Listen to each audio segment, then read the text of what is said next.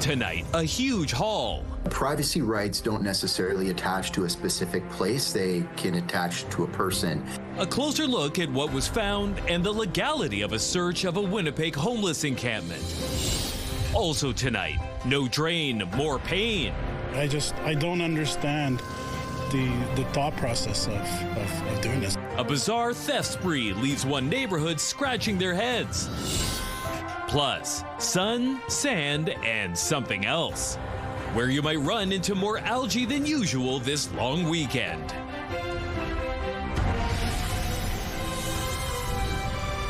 CTV News. Live from downtown Winnipeg with Marilee Caruso. Good evening. Thanks for joining us. I'm John Hendricks. Marilee is away. We're learning more tonight about what Winnipeg police seized when they raided a homeless encampment Wednesday. Police say they recovered dozens of bike parts from a chop shop on the riverbank. This after officers first obtained a search warrant before raiding a wood structure which is in a public park. CTV's Jeff Keel joins us now live. So Jeff, what specifically did police find? Bike frames and tires plus other items like a gas generator and a wheelchair. A day after raiding a temporary wood structure being used as a bike chop shop in a riverbank encampment, Winnipeg police say they found dozens of bike frames and tires. Numerous items that have currently been seized as evidence in relation to our investigation. Police say over the last few months they received reports that property crime was occurring in this camp on Waterfront Drive. An investigation began and police moved in. They recovered 50 bicycle frames, 77 bicycle tires, 53 bicycle tire rims, 5 bicycle tires with rims, a gas generator, lawnmower, pressure washer, and a wheelchair. 3 people were arrested, but only 2 faced charges. And in what police believe is a first for them, they obtained a warrant in order to execute a search of the encampment structure. So we have treated this like any other criminal investigation in the city of Winnipeg that involves a person's residence by obtaining a search warrant. CTV News spoke to some residents and people who work in the waterfront area. They did not want to appear on camera, but questioned why a warrant would be necessary when the homeless camp is in a public park. Lawyer Chris Gamby says it comes down to privacy rights. He says they don't necessarily attach to a specific place. They can attach to a person and their interest in that place. If that individual can articulate that that is in fact their home and they can demonstrate that they have a right to privacy in that space, the courts then may find that they'd be entitled to some relief. And Gamby says by getting the warrant, the onus shifts to the defense to prove there is an issue with the search instead of the Crown having to justify the police officer's actions. Frankly, I think it's smart police work on their end, and it shows that they're being diligent with what they're doing. Police say a 39-year-old man and a 57-year-old man are facing a charge of possession of property obtained by crime under $5,000. Both were released on undertakings. Thanks, Jeff. Doctors Manitoba is joining the chorus of voices expressing concern about the rise in violent incidences in and around Health Sciences Centre. A new survey of its members found the number of incidents at the hospital is nearly double the provincial average. Roughly 30% of the physicians there experienced nearly 1 physical safety incident a month over the previous year. And HSC accounts for 45% of all physical safety incidents reported to them in the past 12 months. This includes everything from being punched, kicked, and spat on. Doctors Manitoba calls this unacceptable and is calling on Shared Health and HSC to find and fix safety security gaps as they're identified, rather than waiting for a full report to be made before action is taken.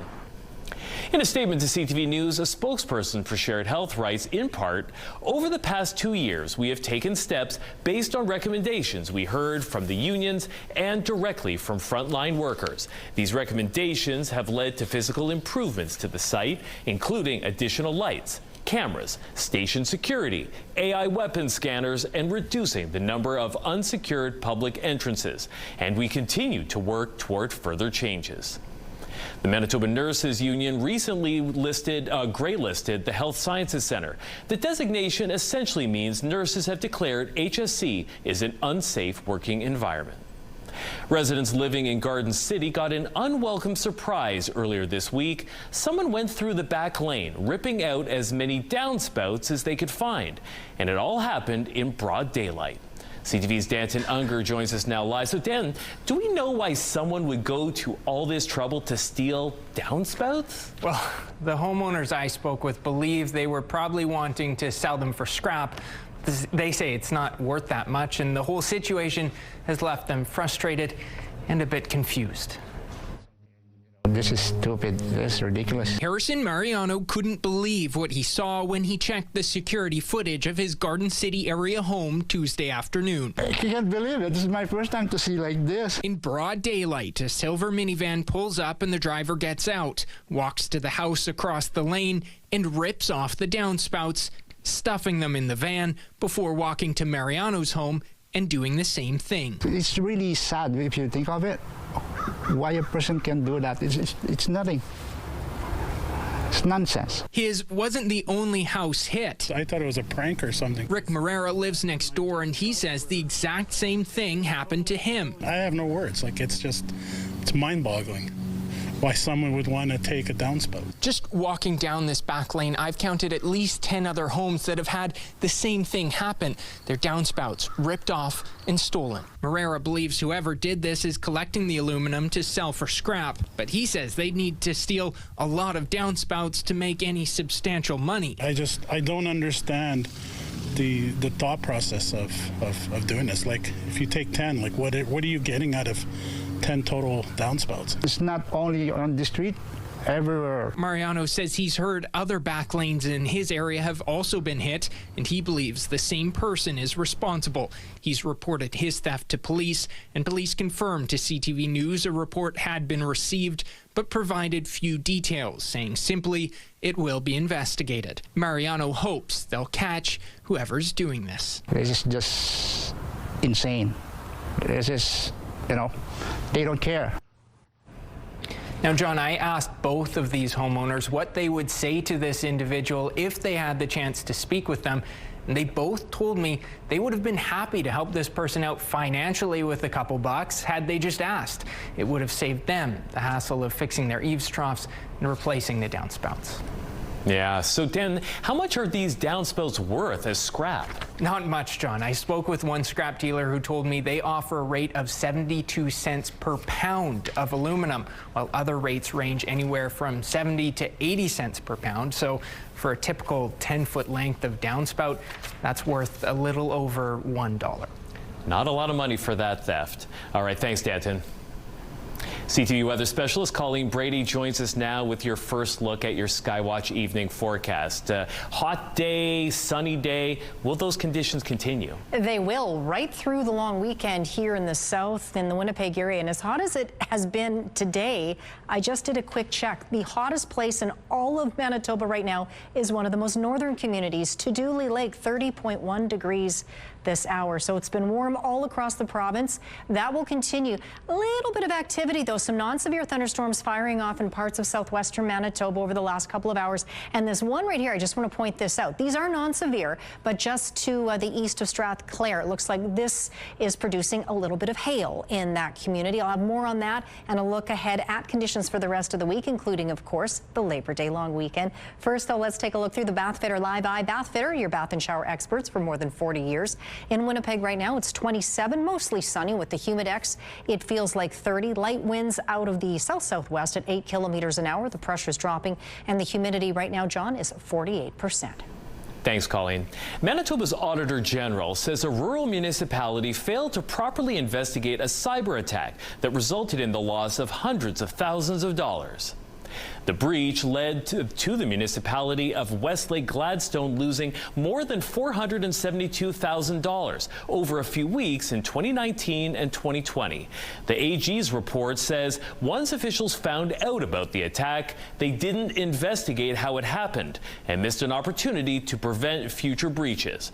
It also looked into allegations of mismanagement at half a dozen other RMs involving purchasing protocols, claims for ineligible expenses, and improper governance. Recommendations include better cybersecurity training, more oversight in issuing grants, and better checks and balances for municipal finances. School divisions in Winnipeg are making plans to ensure education continues for Manitobans displaced by wildfires this summer. Some folks have expressed, perhaps are facing loss of home, loss of time.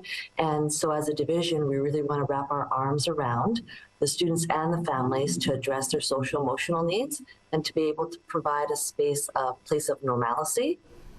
One of those is the St. James Assiniboia School Division, which is preparing to welcome students from evacuated communities to their schools when classes resume next week. The division says plans are in place to ensure a smooth transition when students are able to return to their home communities. The province says the Education and Early Childhood Learning Department has been working on a back-to-school plan for evacuated children throughout the summer. Well, ahead of the September long weekend, thousands of Manitobans will be gearing up to head to the lake to enjoy the tail end of summer. But before you jump in, the province is warning of algae bloom levels exceeding acceptable levels in several communities. As CTV's Joseph Bernacki shows you now, that includes a popular lake in the city of Morden. On a Thursday afternoon in Morden, there's nowhere else Rose Weeb would rather be than relaxing by Lake Minneapolis. Spring, summer, fall. I just love it. But Thursday, there was something extra to watch out for in the water. The province of Manitoba's website lists Lake Minneapolis as one of 6 beaches where algal samples exceed acceptable safe levels to swim. Algal toxin levels have exceeded 20 micrograms per liter in the lake, and now advisory signs have been posted nearby advising residents not to drink, swim, or make contact with the water. I swam yesterday. I got a little bit green, but nothing major, and I just showered. I was fine, right? I don't drink the water, but I could swim around in it. Weeb says this is the first time this year the water has been a murky green color, and overall she feels the lake hasn't been too badly hit by algal blooms. However, Morden Mayor Nancy Penner says after frequently warm weather, it's not the first time the lake has looked like this. Often at this time of year, the end of August, we get some heat, we get some temperature, we get nutrient load in the lake, and we get an algae bloom. The mayor says there is no concern for Morden residents drinking the treated water from the lake. That is the city's primary source of drinking water. She says the city wants help from the province to mitigate the growth of algal blooms. We are waiting on provincial approval to bring in an ultrasonic system that will hopefully deal with the algae blooms. Hopefully we'll have something in place for April of 2026. Lake Minnewaska isn't the only beach dealing with algae right now. There are 6 others, including Sandy Lake, Pelican Lake North, and Delta Beach. Still, Weeb wants to enjoy the last remaining days of her summer and won't stay away from the lake. It's warm and we're heading towards school and it's not as crowded. So I love to come now, and especially with the weather being what it is. Joseph Bernacki, CTV News, Morden. The city of Winnipeg is taking another step towards getting smart water meters in your home. The city has put out a request for proposals to implement an advanced metering infrastructure system. It asks applicants to create a data collection network with citywide coverage. They'll also have to supply compatible water meters and software. Companies have until September 18th to submit applications. Several Manitoba manufacturing operations are getting a sizable funding boost from the federal government. With this support, we are investing into plastics manufacturing, bringing that north of the border. In fact, we will have probably the largest rotomolder in Canada is coming as support of some of this. That's Derek Friesen, head of fiber manufacturing in Crystal City, a producer of agricultural equipment. His company is one of 9 getting a share in more than $21 million in funding announced today. Other recipients are involved in creating cabinets, glass, lawnmowers, RV parts, and more. The federal government says the money should support around 285 new jobs. There's a drive at City Hall to increase the transfer time for riding Winnipeg Transit buses. Right now, when you get on a bus and pay the fare, you get a transfer. Now, that transfer allows you to ride as many buses as you need for 75 minutes. St. Vital councillor Brian Mays has submitted a motion to increase that time to 90 minutes. He says he's heard from constituents that under the new transit system, passengers are experiencing longer rides with more transfers and longer wait times. Mays says lengthening the transfer time window is a simple, low-cost way to make things easier on transit riders. People are just going to have longer trips and longer, possibly longer wait times to get buses. So it seemed a reasonable compromise. I don't think it'll be a big hit in terms of fares. And do you really want people paying twice on the same trip? That doesn't seem like what we're after. We're trying to encourage people to take transit. Mays says he hasn't done a cost analysis, and the idea is far from becoming a reality. The move now goes to the Riel Community Committee. If passed, it will then go to the Public Works Committee.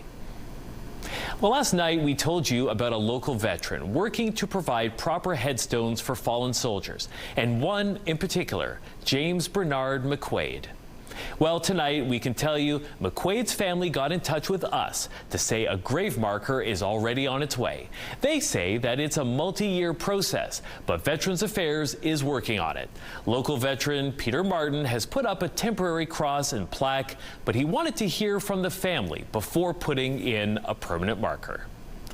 Still to come, another massive attack on Ukraine overnight. So the Russians are pounding. They're not willing to negotiate yet. Outrage after children are killed and foreign diplomatic offices are damaged. We'll have more when we return.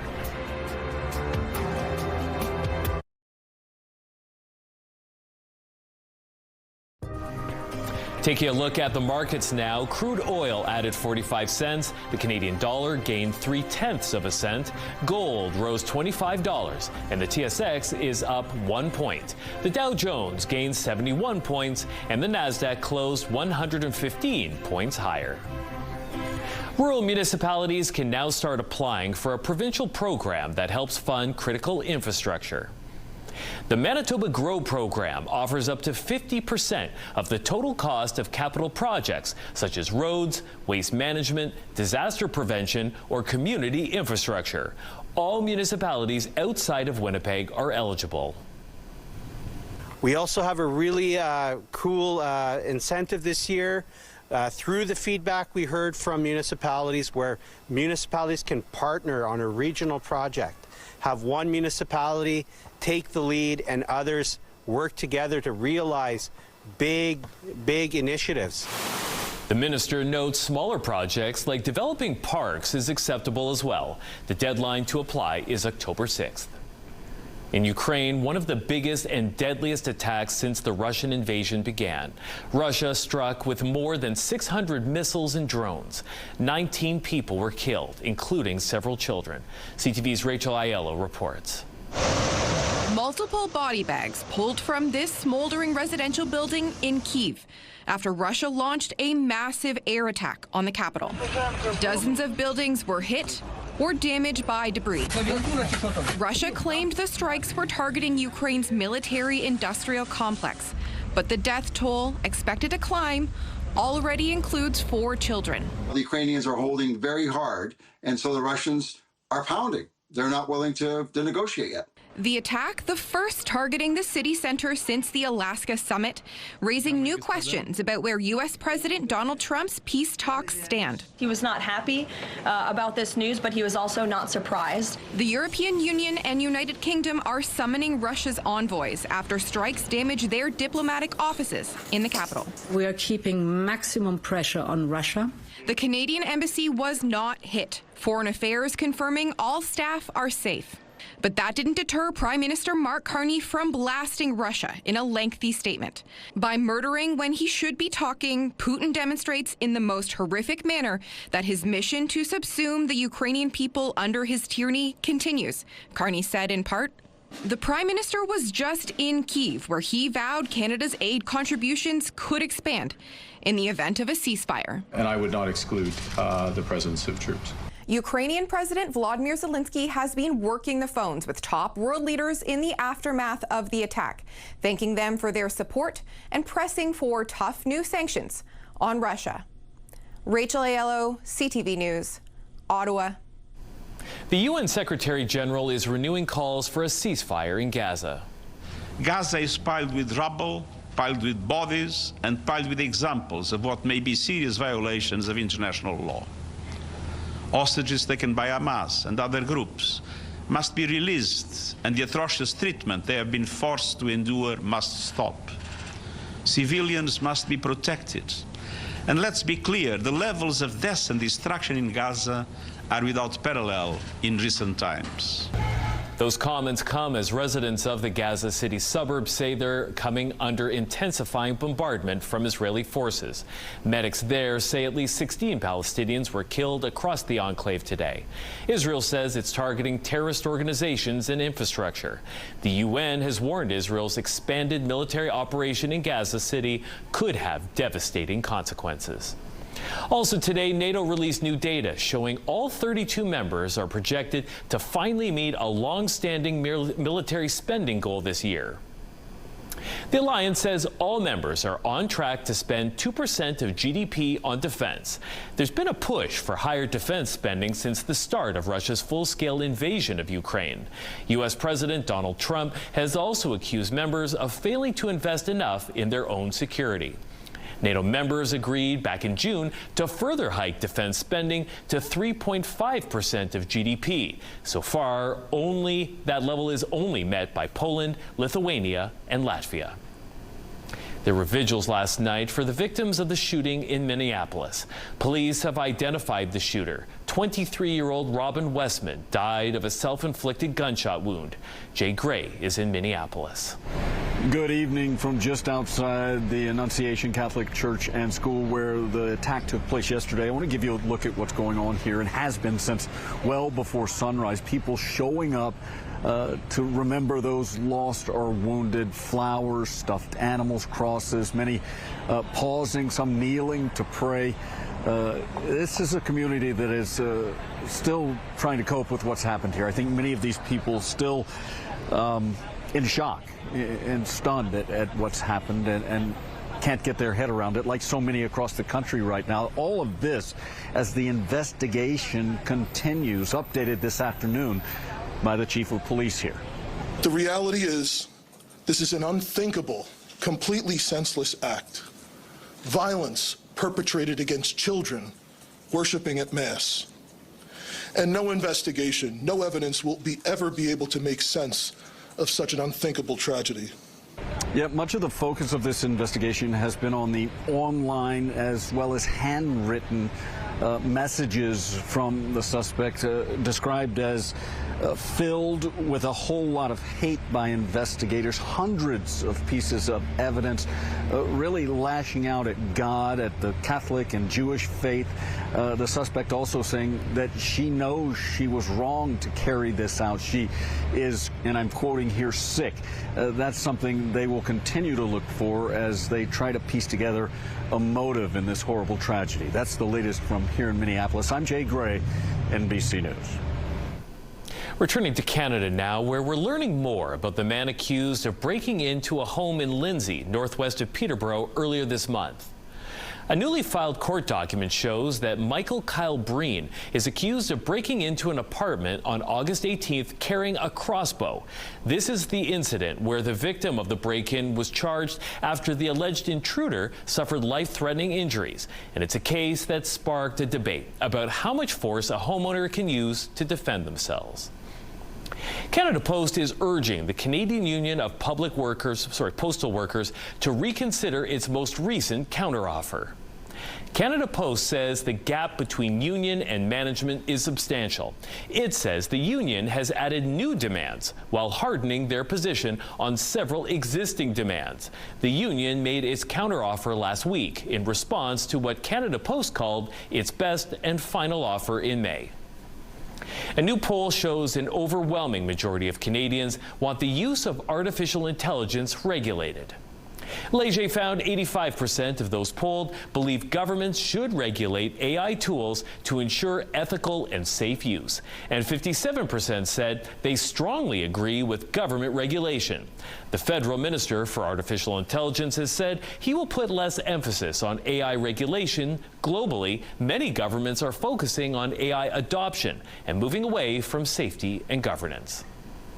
A new study on air quality finds that Canada and the United States suffered some of the worst increases in air pollution in 2023. Record-breaking wildfires in Canada fueled Canada's worst air quality since record-keeping began in 1998.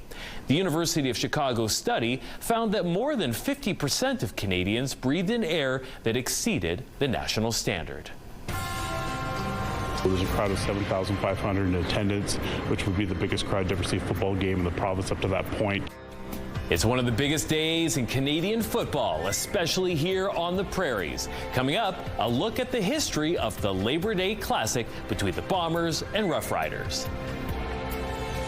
And the normal high now for Winnipeg for this time of year is 22 degrees. Try 32 for Saturday. Abundant sunshine, 31 on Sunday, mostly sunny that day. Labor Day Monday, 28 degrees, mix of sun and cloud. There is the chance of showers. It's also the first day of September, so it's the first day of meteorological fall. It will feel more like fall by Tuesday with a high of just 19. Showers possible, mix of sun and cloud Wednesday with a high of 15.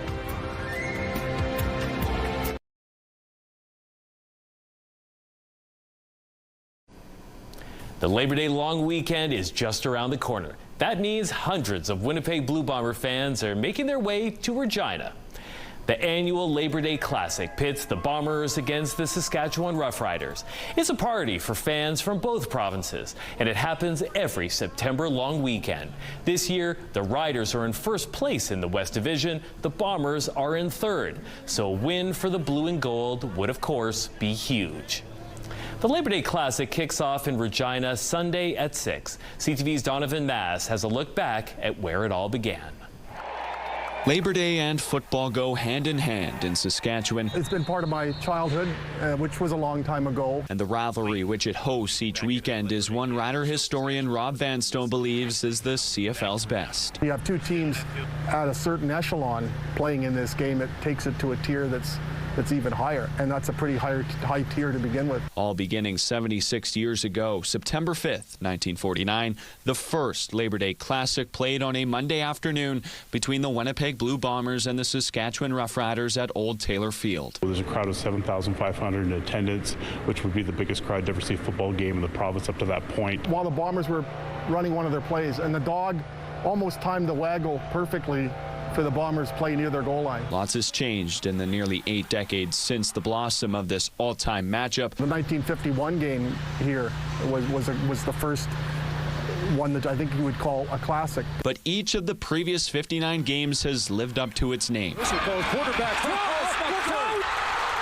Gary Joseph, touchdown! Producing classic moments. That's the one that would win in terms of being the iconic play in this iconic game. Career-defining games. It's a walk-off game winner for Brett Lowther. Spectacular finishes. 1983 game. Riders won 32-30 on a 41-yard field goal. And even some heartbreak. Has the accuracy, but it's short. A game even the players know feels different. Heard fans say, like, I don't care how many games you win, just beat Winnipeg on Labor Day, so there's a lot of passion there. And the hope Labor Day will continue to bring classics for another 60 years. Donovan May, CTV News, Regina.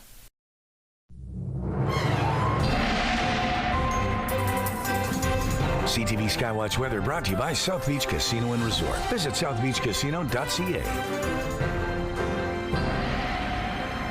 CTV weather specialist Colleen Brady has your complete Skywatch weather forecast. And Colleen, nice day here in Winnipeg, but there are some showers in the province. Yeah, a few popping up here and there. Not too far from Winnipeg, actually. I'll just zero in on this because it popped up on the radar. Just a quick little shower.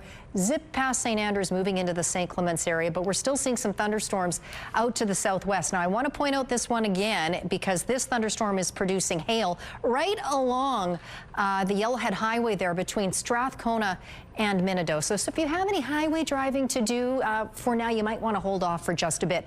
And really throughout this area, we've got more non-severe thunderstorms just firing off. One moved through Dauphin over the past hour. There's still one showing up near Ethelbert there, one not far from Roblin. But that aside, an upper ridge of high pressure still sort of just parked over Western Canada, which for the most part is keeping the skies clear, the temperatures warm and the winds light. Now we are seeing a lot of areas to the west of Manitoba, in Saskatchewan and Alberta, even into BC and even north into the Northwest Territories under heat warnings. Overnight lows tonight here in southern Manitoba and across much of the province really don't quite meet what's required to trigger a heat warning, but still nonetheless we're in a very warm pattern of weather over the next few days. Now overnight we go into Friday morning, not a lot happening in Manitoba or east into northwestern Ontario. Some places will see some fog develop overnight. I'll show you where in just a moment.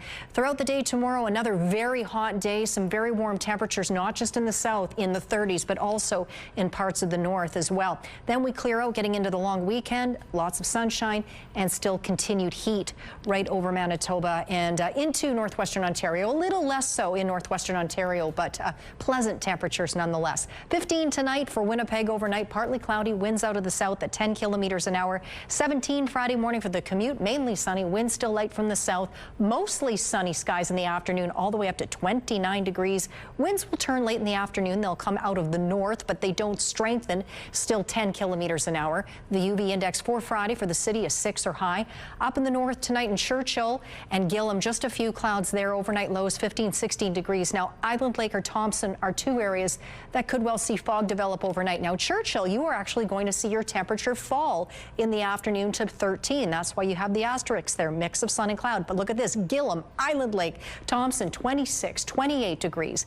In the northwest tonight, fog expected over Lynn Lake, Flin Flon in the Paw. Not so much for Norway House, down to 13 degrees there. But look at this, temperatures 29, 30 degrees for most areas, 30 for Lynn Lake. By the way, it's 30 degrees in Lynn Lake right now, the hottest place in Manitoba this hour. Partly cloudy tonight in northwest or southwestern Manitoba, pardon me, the southwest part of the province. Overnight lows 11, 13 degrees. And then tomorrow, hot highs right around 32, no matter where you go. Sunshine or a mix of sun and cloud. Winnipeg in the southeast tonight, partly cloudy at most for Winnipeg, down to 15. Just a few clouds outside the city, similar overnight lows. Fog overnight for Barons River. Sunny and very warm with hot highs in the upper 20s and low 30s for Portage, Morden and Winkler. And in northwestern Ontario, partly cloudy or cloudy conditions, lows between 10 and 13. Sunshine or a mix of sun and cloud with temperatures in the mid-20s. Our first weather photo takes us to Sunset Beach. That's north of the Paw. Looks like a lovely spot. That photo is from Anna Lynn, and this one's a stunner. Check this out. Now, this was the sunset last evening over Oakbank, close to Winnipeg here. That photo was from Marnie. Send us yours to winnipegweather@ctv.ca. It just prevents them from working, prevents them from doing a lot of the things that they like to be doing. Chronic pain doesn't have to mean surgery. 3 things that you should try first, coming up next in Medical Watch.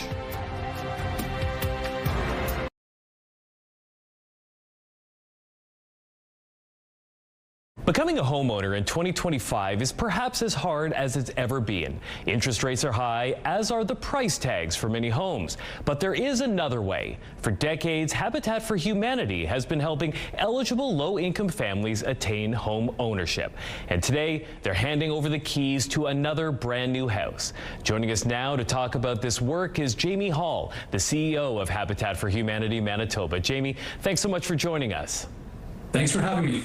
So another family will be moving into a Habitat home, this one in Brandon, correct? Actually, 2 in Brandon. We're celebrating the completion of a duplex today, so we were thrilled this morning to hand over the keys to 2 new homes to 2 families that have been working hard to move into these homes. Yeah, getting a Habitat home involves a lot more than just hiring a mover. There is a lot of work for these prospective homeowners, right? Yes, and I want to ensure everyone understands that it is hard work to be a Habitat homeowner. When they sign into partnership with us, once they meet our eligibility requirement of, first of all, having children in the family and having a low income, they have to put in 500 hours of labor towards the building of their house. And so that's really their contribution before they move into our affordable mortgage program and purchase the house from us. How do you decide who gets these Habitat homes? Well, there is no shortage, and so when a house is in the planning stages, we'll put out a call for applications, and we'll have some information sessions. And then we do a lot of work with the family to first of understand whether they have a need for housing, and very often, well, all of our families are coming from rentals, and many of them are coming from subsidized rentals or social housing, and we confirm that either the conditions they're living in and or the size of the apartment they're moving from is too small for the family, and then they have to make a commitment to put in those 500 hours, as well as understand that they will have a mortgage. The mortgage is affordable. It's based on their income. It's 27% of their household income, but they have to make a commitment to do that. So there is no shortage of families, but when we enter in partnership, it's with a family that understands the work involved and is willing to make that commitment for their family. As you say, there's no shortage of people who are looking for this sort of help getting into the housing market. Well, one would imagine that there would always be fierce competition, but it sounds like that isn't necessarily the case in Portage-la Prairie, though. We're having a challenge right now in Portage-la Prairie finding a family. So in our rural chapters, and we have 10 of them across the province, it's completely volunteer driven. And so the volunteers are responsible for the fundraising, for the cost to build the house, for the building of the house itself, and for the selection of the family. And we've had some challenges of finding a habitat family for our next house in Portage-la Prairie. Well, let's sell them on this. What are the benefits when you move into that house? Like, what kind of changes does this make in those people's lives?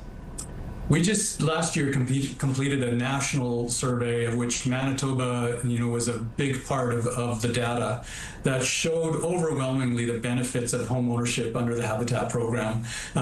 First of all, for income levels, that the average Habitat family is making 30% more by moving into a home rather than renting. But the outcomes for the children and the community are overwhelming as well. The education outcomes, the health outcomes. The Habitat families are 50% more likely to participate in their community, whether it's coaching or volunteering in some other way. And so it's beneficial for the family, it's beneficial for the future of the children, income levels increase. And then the other big benefit is for the local economy, because that increase in income, that participation in the community is, those funds are spent within the community that they're living and working in.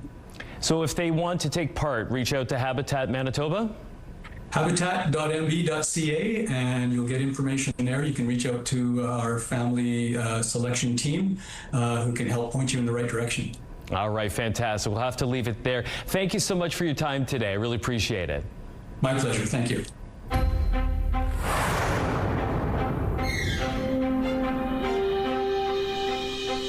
Check your climbing equipment. There's a recall on a brand of carabiners that could present a fall hazard. Health Canada says the closing mechanism on several Nimbus lock carabiners can break and not close properly. Now, they were sold in green, fuchsia, and blue, either individually or as part of a pack. You can visit the Health Canada website to see the lot numbers affected. As of last week, there have been 4 reports of them breaking in Canada and 17 in the U.S., but no reports of injuries. You should immediately stop using the product and contact the company for a replacement.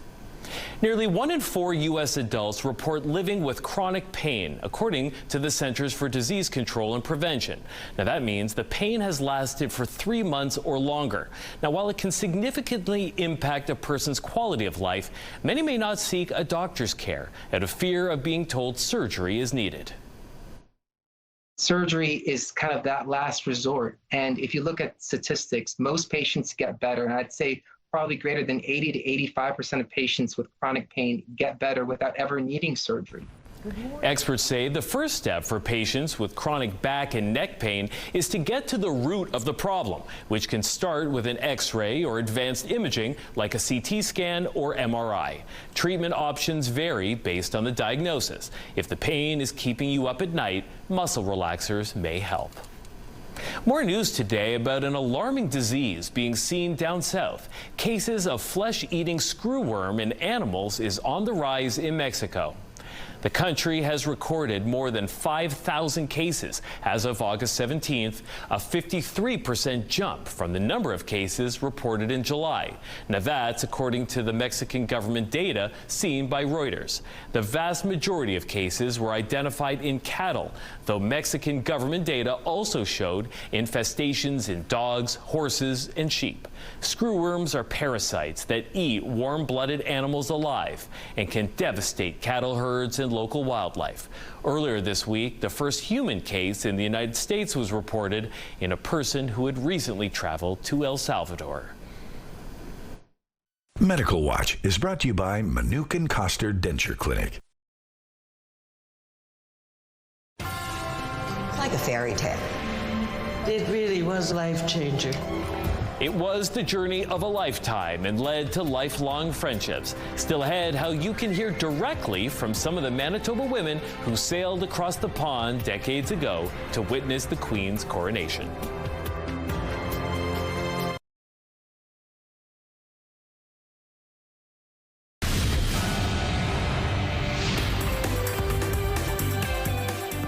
Spotlight, sponsored by the Casinos of Winnipeg, presenting Tom Papa.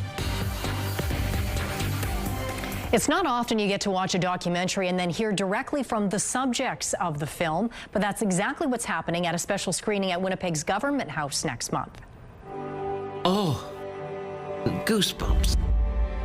The sun came out at that moment. We were her and she was us. It was like a little beacon of light. Coronation Girls tells the story of 50 young women who sailed across the Atlantic Ocean in 1953 to witness the coronation of Queen Elizabeth II. It uses archival footage and then follows the women decades later as they retrace the trip and reflect on the experience. After the film screening, you'll get to hear a live panel discussion with the filmmaker and 3 of the Manitoba women who made the journey. The free event is happening September 11th, but you will need to register ahead of time by calling the office of the Lieutenant Governor. Well, one of the biggest stand-up comedians in the world is coming to Winnipeg. Joe Coy is bringing his Just Being Coy tour to Canada Life Centre Friday night. Look, 400 people liked my picture. No one liked your picture. No one liked your picture. People are just tapping it and scrolling up. That's all they don't even look at it. Just scroll. No one looked at your picture. Joe Coy has been selling out stadiums and arenas for years. He starred in movies like Easter Sunday, and he voices many characters in animated movies. His routine often includes references to his Filipino upbringing, and he tells CTV News he's looking forward to performing in Winnipeg, a city with a large and dynamic Filipino community. I love it, it's great. I love my Filipino culture, my roots. It's beautiful. Comedy's comedy, though. Everybody shows up, you know what I mean? Doesn't matter what ethnicity you are, they just show up. Joe Coy's Canada Life Centre show starts at 8 o'clock Friday. Get your tickets through Ticketmaster. A local country band is headlining a night full of homegrown Manitoba talent.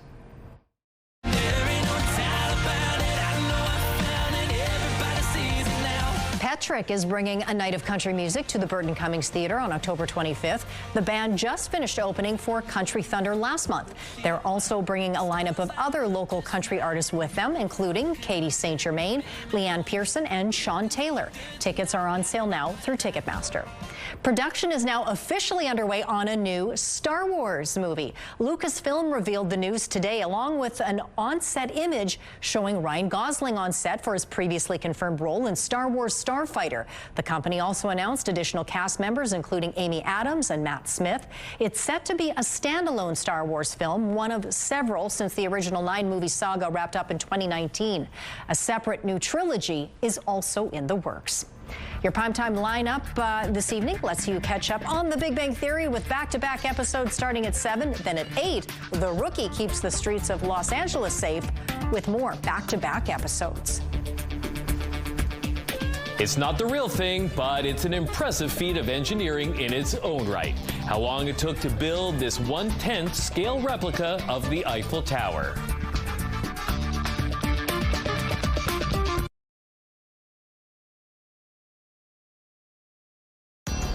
Women's clothing provided by R.W. & Company. Salon services provided by S. Antique Spa Salon.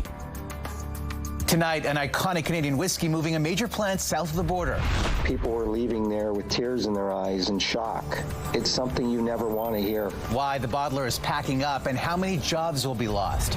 Later on CTV National News. 27 degrees outside in Winnipeg right now, mostly sunny. With the humidex, it feels even hotter, around 30. Light winds out of the south-southwest. And as hot as that is, take a look at this. April, it's not April, it's August. My goodness, where's the time going? 1991, here we go again. August 28th, the record was 37.1 degrees. It almost wasn't worth pointing that out. Anyway, interesting to point out too, tonight's overnight low will be Wednesday's daytime high. If you look all across the 7-day forecast along the way, 29 degrees and mostly sunny, 32 Saturday, John, 31 and still sunny Sunday, 28 on Labor Day, mix of sun and cloud with the chance we could see a thunder shower. Thanks, Colleen. After 8 years, a man in France has completed his lifelong dream of building a replica of the Eiffel Tower. This is a 1/10 scale replica of the Eiffel Tower. Its assembly was capped off with a crane hoisting the topmost segment into place. It stands 31 meters tall and was built from historical plans the creator discovered in a 1989 reproduction of the tower's original drawings. Man, that looks like it was a lot of work. Yes, I'm just going to say the same thing. But it looks nice. If you can't go to the real thing, you can go see that. There, voila. There you go. All right, we'll be back again at 11:30. Hope you can join us then.